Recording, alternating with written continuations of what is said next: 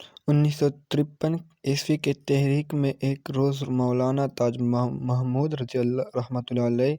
جامع مسجد کے کچہرے بازار فیصل آباد میں شمع رسالت کے پروانوں کے ایک بے انتہا مجمع سے مخاطب تھے۔ حکومت پاکستان کی جانب سے قادیانیوں کے تحفظ کے خلاف وہ اس بھرے ہوئے مجمع سے عقیدہ ختم نبوت کے تحفظ کے لیے بیان فرما رہے تھے۔ حضور صلی اللہ علیہ وآلہ وسلم کی ذات اقدس سے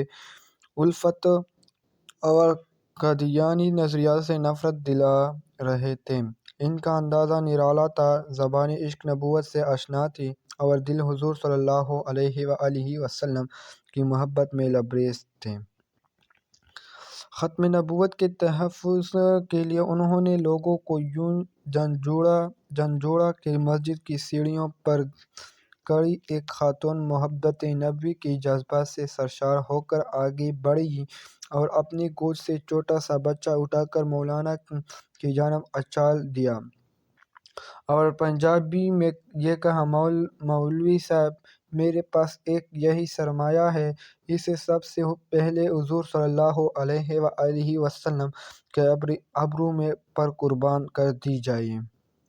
سارا مجمع اس وقت داڑیں مار مار کر رونے لگے۔ خود مولانا نے روتے ہوئے کہا، بی بی، سب سے پہلے گولی ختم نبوت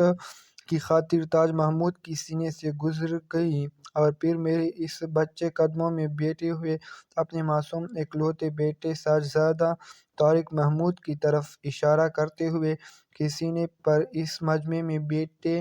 تمام افراد گولیاں کھائیں گے اور جب یہ سب قربان ہو جائیں گے تو اپنے بچے کو تو اس وقت لے آنا اور اللہ تعالیٰ کے پیارے نبی صلی اللہ علیہ وآلہ وسلم کی عزت پر قربان کر دینا، یہ کہا اور بچہ اس عورت کے حوالے کر دیا۔ عشق کو دنیا کیل نہ سمجھے، کام ہے